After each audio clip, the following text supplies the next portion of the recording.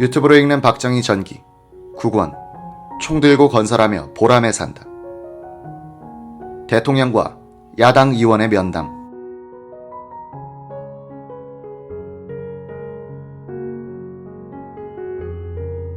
(1968년 3월 1일) 오전 박정희 대통령은 중앙청 광장에서 거행된 제49회 3.1절 기념식에 참석, 경축사를 통해 3.1절의 자립, 자위 정신과 거족적 권기는 우리가 지금 당면하고 있는 자립경제 건설과 국방의 주체성 확립이라는 과제 해결에 있어서 참으로 절실한 것이라고 말했다. 식이 끝난 뒤 박 대통령은 차에 오르기 전에 정일권 국무총리 등 3부 요인과 함께 연단 아래에 마련된 독립유공자 귀빈석으로 내려와 유족들의 손을 일일이 잡으며 요즘 어떻게 지내십니까? 라며 근황을 묻기도 했다. 이날 식장에는 정부의 초청을 받은 야당 인사가 한 명도 나오지 않았다. 전날 밤에 있었던 변칙 통과에 대한 야당의 반응이기도 했다.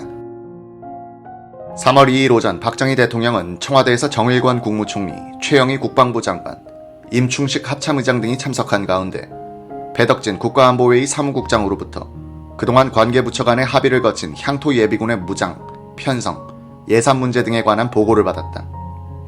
비슷한 시각 신민당 유진호 대표는 신민당 원내 총무실에서 공식 기자회견을 가졌다. 유 대표는 229 날치기 통과는 국회를 결정적으로 행정부에 예속시켜 국회 부재 현상을 조장하기 위해 계획적으로 감행된 만행이라고 주장하고, 신민당은 최후의 1인, 최후의 일가까지 조국의 민주주의를 사수할 결심을 천명한다면서 3월 중순부터 서울을 비롯한 대도시를 중심으로 원외 투쟁을 벌이겠다고 말했다. 7대 국회 개원 후 계속된 파행 정국을 보다 못한 신민당의 김상현 의원은 3월 6일 아침 서울 중구 필동의 유진호 신민당 총재 집을 방문해 경색된 정국을 풀기 위한 제안을 했다. 김상현 전 의원의 증언을 재구성해 보았다. 총재님, 전국이 너무 파행으로만 치닫고 있는데 박 대통령과 유 총재 간의 영수회담을 통해서 파행 정국을 푸는 것이 바람직하지 않겠습니까? 한복 차림의 유 총재는 김 의원의 제안을 다 듣기도 전에 고개를 설레설레 저으며 이렇게 말했다고 한다. 박 대통령이 나를 만나줍니까? 절대 안 될 겁니다.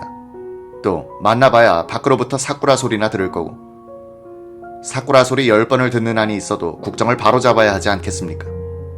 나는 그래도 못하겠네.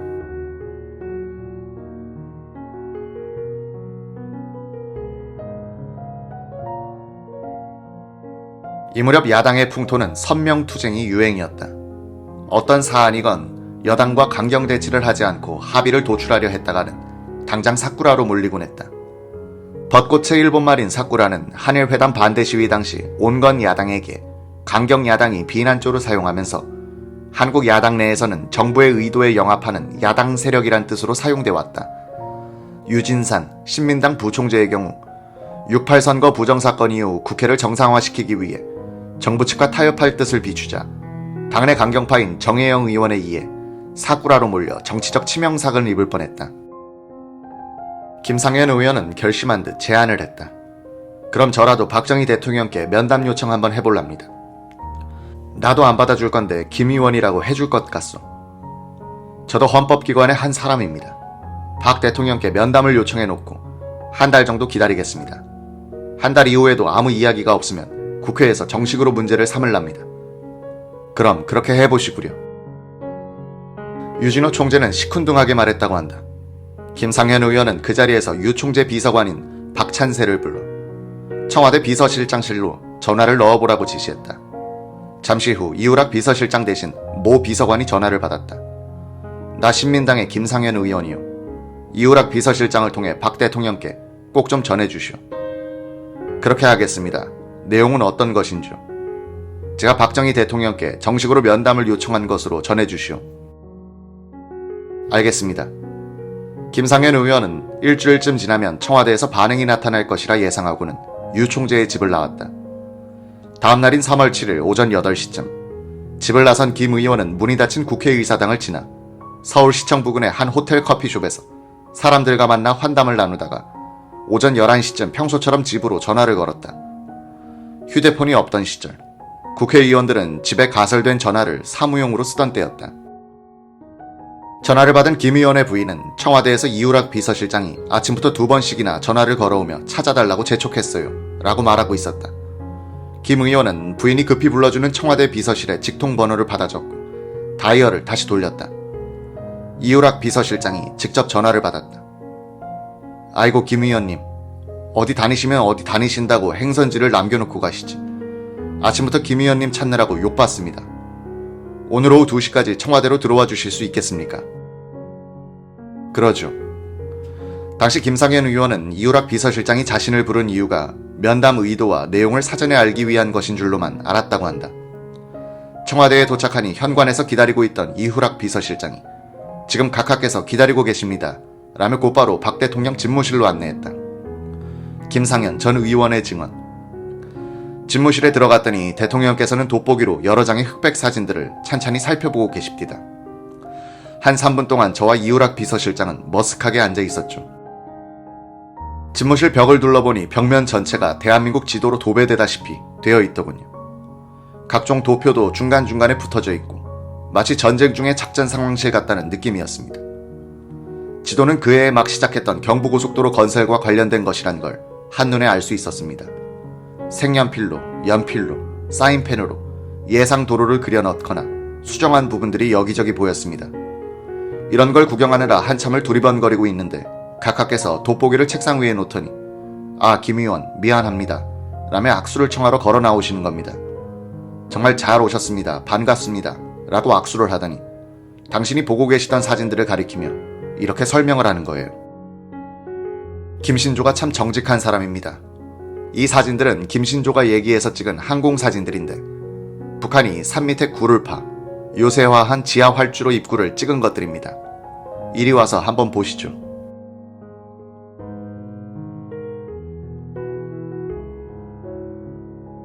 항공사진들을 보고 자리에 앉은 김상현 의원이 먼저 말을 꺼냈다. 각하께서 오늘 시간을 내주셔서 감사드립니다.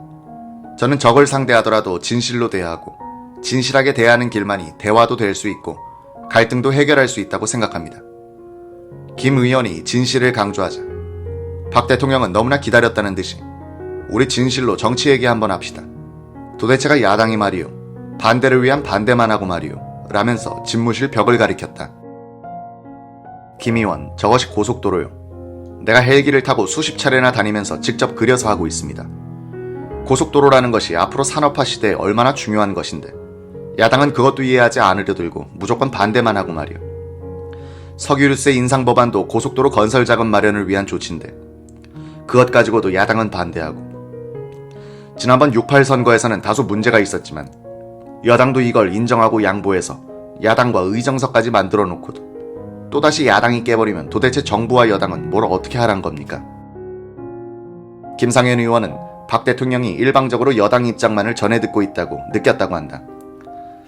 각하께서 일방적인 정보만 보고받고 야당이나 국민들의 정치 상황에 대해 보고받지 못하고 계신 것 같습니다. 그게 뭐요? 김 의원은 여당의 실책을 사례를 들어가며 나열한 뒤 이런 말을 했다고 한다.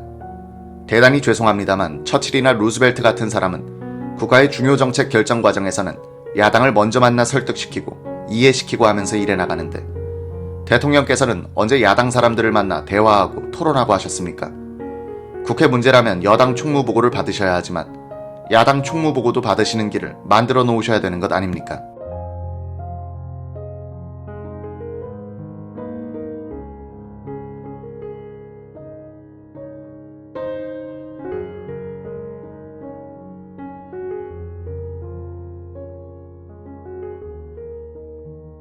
김상현 의원은 박 대통령 앞에서 기선을 잡았다고 생각했다는 것이다. 그런데 대뜸 박 대통령은 이렇게 받아쳤다고 한다. 아, 내가 그래서 김 의원 만나고 있는 것 아니요. 지금 우리 여당 국회의원 67명이 날 만나자고 면담 신청해놓고 있어. 이 실장 60몇 명이지. 그런데 내가 오늘 아침 10시에 전국 도지사 회의가 있어 참석하러 가는 길에 김상현 의원의 면담 신청이 있다는 말을 듣고 오전에 만나려다가 연락이 안 돼요. 지금까지 기다리고 있었던 거요. 다시 김 의원의 이야기가 계속됐다. 전 국민들이 파행 국회를 보고 우리나라 정치에 희망이 없다고 생각하고 있습니다. 이런 식의 야당 총재와 영수회담을 하시는 것이 바람직하다고 생각합니다. 우리 유진호 총재와 영수회담 기회를 한번 마련해 주시는 것이 어떻겠습니까? 좋소. 유진호 총재가 영수회담을 제안하는 것이 유 총재 입장에서 좋다면 내 그걸 수락하겠소. 내가 유 총재에게 영수회담을 제안해서 유 총재가 유리하다면 내가 그렇게 하겠소. 그리고 장소도 꼭 청와대가 아니어도 돼요. 우이동 같은 데도 좋습니다. 김상현 전 의원은 당시 박 대통령의 화답에 몹시 기뻤다고 회고했다. 각하, 정말 감사합니다. 이렇게 대화로 정치 문제를 풀어나가면 국민들도 기뻐할 겁니다. 김 의원, 술은 얼마나 합니까? 저는 술이라면 부끄럽게도 한도 끝도 없습니다. 장가 갈 때는 제 처 얼굴도 모른 채 양조장집 딸이라는 소리에 결혼했습니다. 박 대통령은 껄껄 웃으며 자신의 술 실력을 털어놓았다. 나도 군대 때 너무 마셔가지고 지금도 속이 쓰리고 이거 죽겠습니다. 김 의원, 거 술 적게 자셔야 됩니다. 이 실장, 언제 저녁에 우리 김상현 의원하고 술자리 한번 갖자고.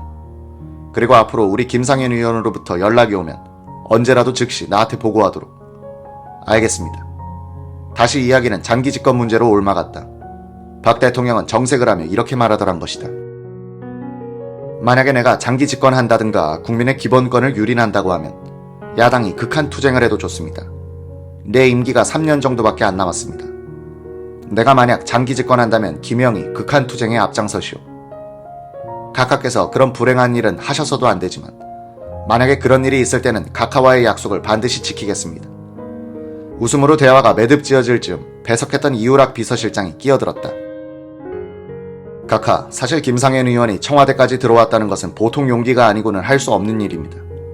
여기서 각하를 만났다는 것을 야당에서 알면 사꾸라로 몰아 김상현 의원의 정치 생명이 끝장날지도 모릅니다. 박 대통령은 놀란 얼굴이 되더니 이렇게 말했다고 한다. 김 의원, 그런 정도라면 우리 오늘 만난 것을 비밀로 합시다. 각하, 그 점에서는 제 의견은 각하와 조금 다릅니다. 각하께서 불편하시지 않으시다면 오늘 제가 대통령과 면담한 것을 공개해 주시기를 부탁드립니다. 그것이 정치인으로서 정도를 걷는 길이라고 생각합니다. 그래요. 이 실장, 신범식 대변인에게 연락하도록 하시오. 이때 박 대통령은 신 대변인이 발표할 문안을 직접 작성하더니 김 의원에게 보여 동의를 구한 다음 잠시 후 들어온 신 대변인에게 건네주었다. 이날 오후 청와대 대변인실에서 기자들은 신범식 대변인이 발표하는 내용을 받아 적어 언제든 유 당수 만나, 박 대통령 대화의 풍토 강조, 김상현 의원 맞아 라는 제목하에 보도했다. 김상현 의원의 면담을 요청받은 박 대통령은 야당도 정부의 옳은 일에 대해서는 협조하는 태도를 가져달라. 국민이 볼 때 야당이 정권을 인수할 수 있는 태세를 갖춤으로써 앞으로는 평화적인 정권 교체가 이루어지기 바란다 라고 강조했다. 이날 약 1시간 20분 동안의 면담을 마치고 악수를 나눈 뒤에 집무실을 나오려는데 박 대통령은 김 의원 가지 마시고 잠깐 밖에서 기다리시오 라고 했다. 그리고 박 대통령은 이 실장을 따로 부르더니 뭐라고 지시를 하고 있더라는 것이다. 김상현 의원은 청와대 2층의 이우락 비서실장 방에서 서성이고 있었다. 잠시 이 실장이 분주하게 들락거리더니 두툼한 봉투 하나를 들고 나타났다고 한다. 제가 청와대에 있으면서 각하께서 이런 일을 부탁하신 것은 처음 있는 일입니다. 이건 얼마 안 되지만 정치 자금에 보태어 쓰십시오. 김 의원은 놀라서 두 손으로 돈 봉투를 막으며 거절했다. 정말 감사합니다. 받은 걸로 하고 저는 정치 자금 필요 없습니다. 돈 봉투는 두 사람 사이에서 3번을 왕복했다가 결국 이우락 실장의 손에 돌려졌다고 한다. 아무리 어렵더라도 정치 자금을 대통령으로부터 받는다는 것은 야당 의원으로서 도리가 아니라고 생각했기 때문입니다. 여러 복잡한 생각을 한 것도 아니었습니다.